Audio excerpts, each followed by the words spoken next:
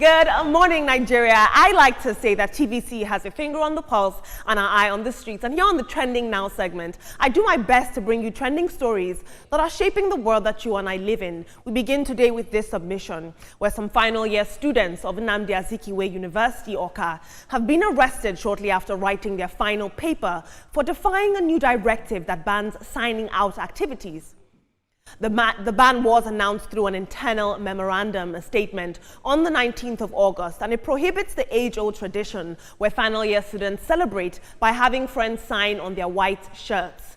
Reports have it that the students assumed the new rule would take effect from next session and went ahead with their ritual. Viral videos coming out now show security men storming the exam hall, dragging out 2 young women and 1 young man, while fellow students looked on in disbelief. Now, this incident has, of course, sparked a lot of conversation online, and many people are questioning whether management is moving in a capacity that is respectful to these students. Let's take a look at social media. Very interesting. Moving on in another submission. A National Youth Service Corps member, Jennifer Aloho, has shared her harrowing ordeal at the hands of suspected operatives of the Anambra State Vigilante group, Udoagachi. The young woman recounted what transpired on the 13th of July, narrating that masked men armed with guns broke into her lodge, assaulted her and forcefully dragged her and her colleagues away, despite their protests and the presentation of their NYSC ID cards. Take a look at this video. Matter what gave me rights as a woman to challenge them. So when we got downstairs, we don't even know you. We don't know where you are taking us, so we can't just follow you like that. That was when they started beating me. That what gave me the right, what gave me the mouth to confront them. So they even went ahead to tell us that if we even call anybody or if we contact anybody, that they are going to. The video that we all saw on Tuesday, where this young woman was brutally harassed and stripped, and the Anambra state government has since confirmed that those involved have been arrested, detained and sacked from the Vigilante group. It was good to see Governor Soludo step in and swoop in so swiftly and display the faces of those Vigilante group members. This is absolutely unacceptable. We must stop resorting to stripping women at the first sign of provocation. Let's take a look at social media. Izuchukwu says even Nigeria military personnel does not have the right to manhandle NYSC corps members, let alone neighborhood security outfits. Guns in the hands of criminals gives them so much audacity. Unwa Carpenter says those men should serve at least 10 years in prison. And what is NYSC even doing about this? I'm yet to see any statement from them. How can you send someone's child to serve in another man's land without guaranteeing their security? Indeed, the NYSC does have a duty of care to that young woman. Team, I want to move on to this now. This young woman has now come out to say that this is what has happened to me, and I worry that this case is just going to be swept under the rug like many others, and that these men will be reintegrated into the system. Jennifer should know that the case is not going to be swept under the carpet because of the timely way the government stepped into it, arrested those guys, and sacked them, and their full investigation is going on. She has also been contacted by the wife of the governor. I'm just saying this to assure her that she will definitely have a justice as far as this case is concerned. And for the Adeleke students, anywhere in the world, at the end of your session, there's some kind of celebration. Some kind of celebration. This one, they sign things on the students' shirts, not on management shirt. So I think the university authority is being very heavy-handed on this issue.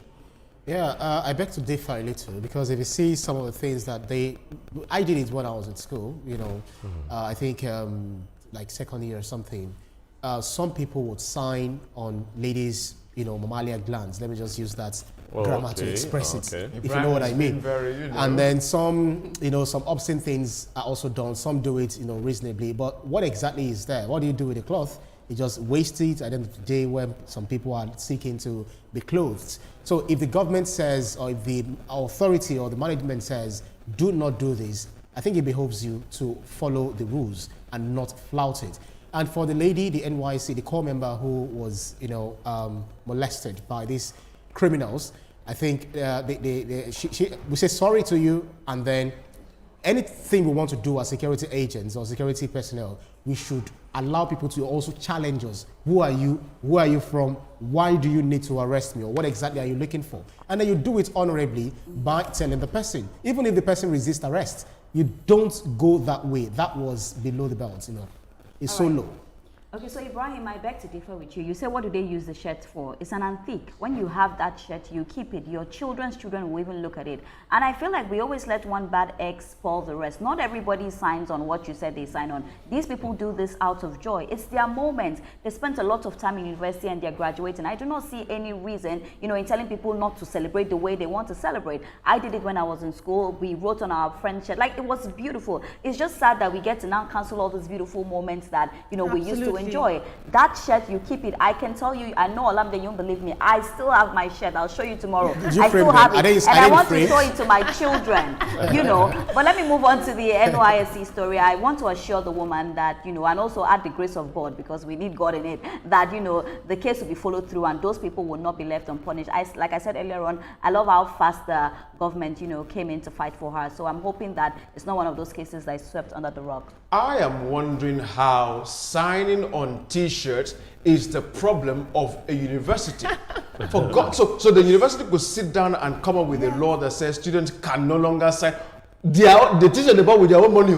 They didn't buy with your own money. I mean, with all the hurdles they go through as students for 4 or 5 years, as the case may be, with all the strikes and all that happens in between, finally, we are now heaving a sigh of relief, and I can't celebrate the way I want to celebrate.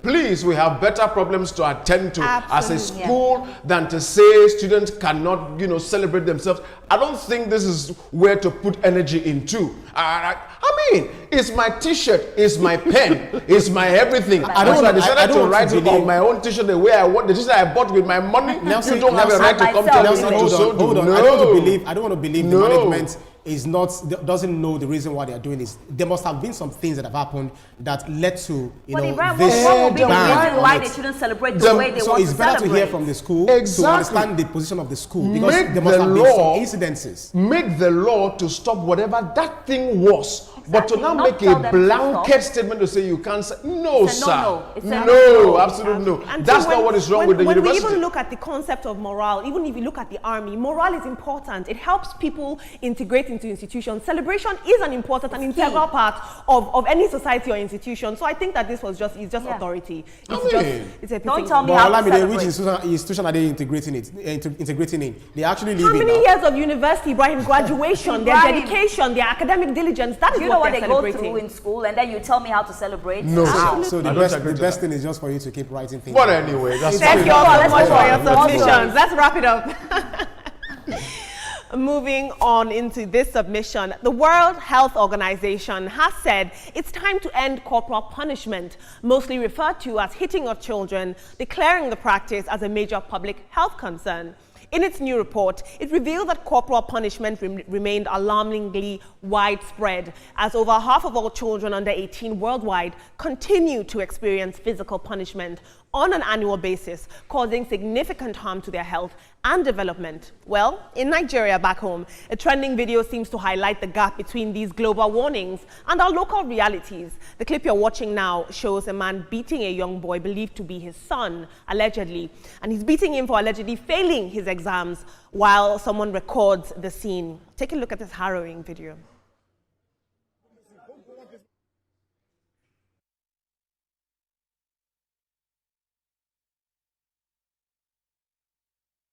What am I going to do? Something every day like that. Are you the only one here? What does what happen? What happened?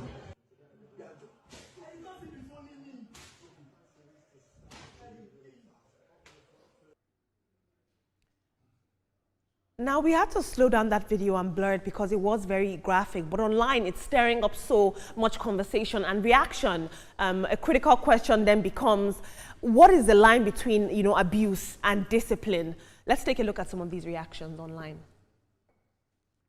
Behemoth says, this is small compared to what I went through while growing up, and I promised myself that my kids will never experience this. This is not a good way to train kids. Troublemaker says, we all grew up like this. My grandparents experienced it, my parents experienced it, I experienced it, my children will experience it. Make una no use social media, brush up discipline, talk about generational trauma. But moving on into the world of politics, Osun State Governor Ademola Adeleke, fondly called Imole, is trending online after the warm reception he got on his return from the United States.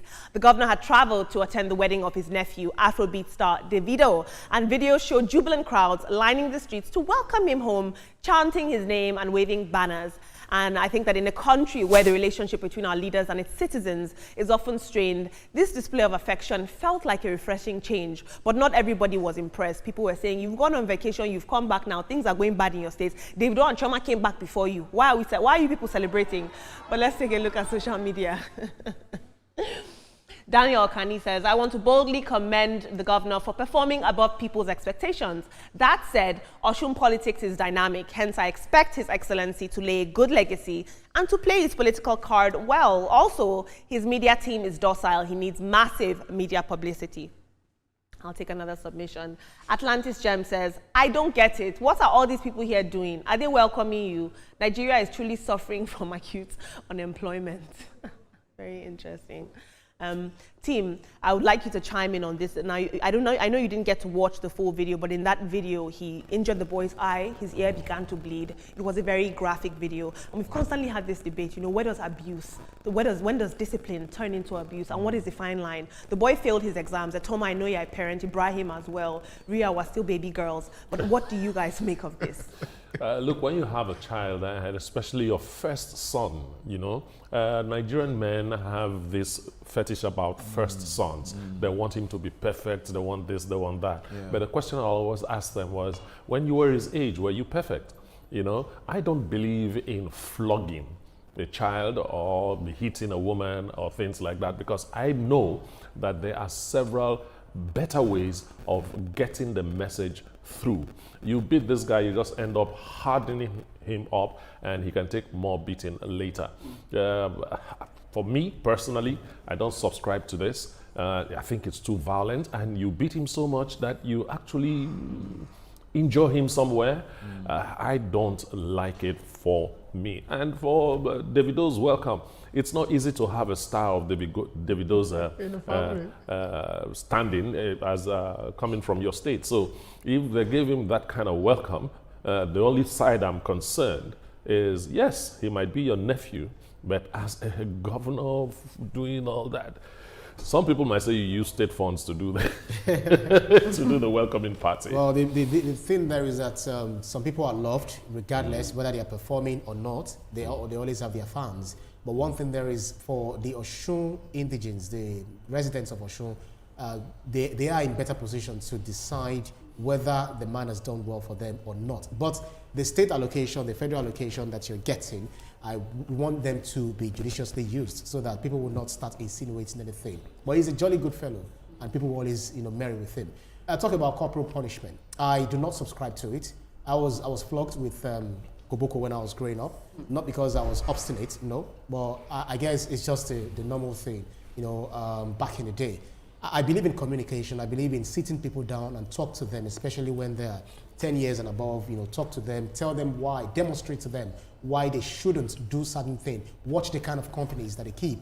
Also, be mindful of the kind of videos that you watch, the kind of things that you watch on your TV, because the media violence, conservation analysis can also affect these children, and they can misbehave sometimes.